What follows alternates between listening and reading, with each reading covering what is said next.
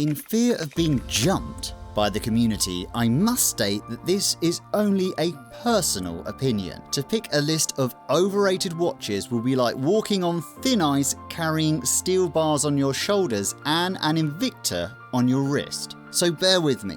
Let's dare.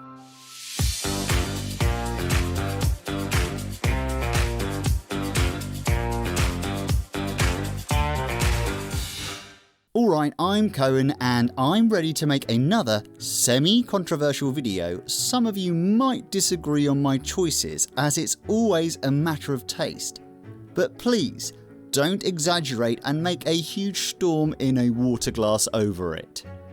I could have piled up a list quite easily naming watches only from brands I consider trend brands like Richard Mille, even Hublot to some degree, etc. You get it. Common sense made me drop a few brands from the equation. 1. Tudor Black Bay 58. Yep, putting the beloved BB58 on the chopping block once more, it feels like screaming out the F word in a church. As a returning viewer, you might have seen my review on this certain Tudor explaining why I sold it and why I label it as overrated.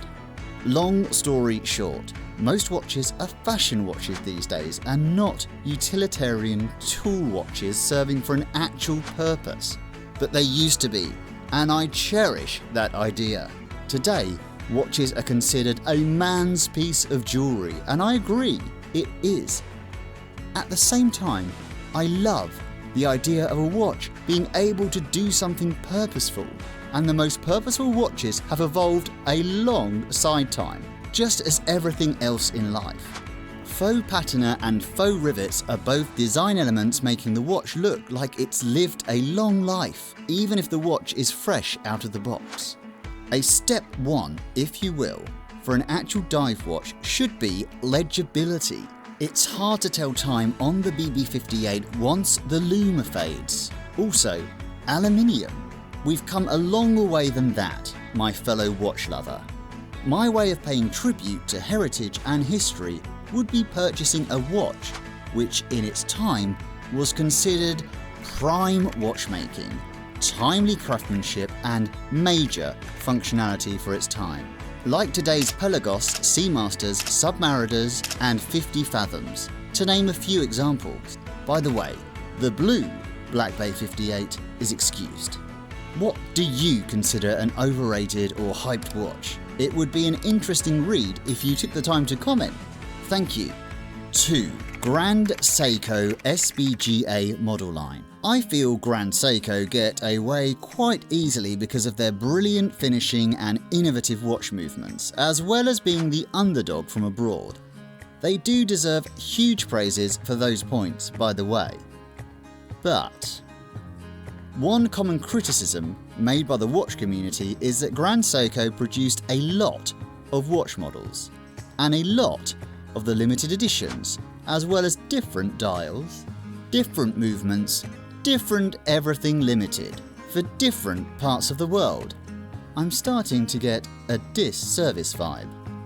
They've eventually ended up overshadowing a lot of great productions, like for example their manual wound SBGW line, which comes in at the smaller and less chunky sizes. Which brings me to my main point. The SBGA model line is too big for a lot of wrists. It may fit a vast selection of people, but several proper watch enthusiasts opt for more discreet sizing when in market for a dress or all-round watch. I was immediately drawn to this model line as well as the Datejust and Aquaterra when my hobby first started off, ending up utterly disappointed about the size. The SBGAs are also somewhat thick compared to their counterparts in the same genre, and though the finishing of the material and timepiece is great, they still have some upgrading to be done regarding their bracelets. Compared to other brands in this price tier, I would go as far as describing them as wobbly. Anyway, I love both these brands, but I feel these models are slightly overrated and it feels taboo to talk about it. Hope you enjoyed it nonetheless, and that you give the video a like and subscribe. Thank you, watchfam.